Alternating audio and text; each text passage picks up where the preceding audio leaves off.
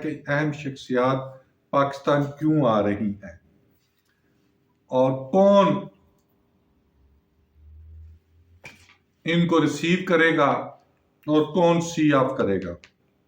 سب سے پہلے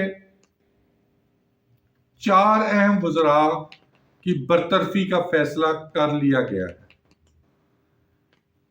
کافی لے دے ہے مواصلات کے منسٹر پہ علیم خان پہ، اور پیپلز پارٹی نے اس کے استعفے کا مطالبہ کیا ہے، اور 200 سے 1000 ارب روپے کی کرپشن کے معاملات ہیں جس کو ہم ڈیلی پوسٹ انٹرنیشنل بار ٹی وی میں بتا چکے ہیں۔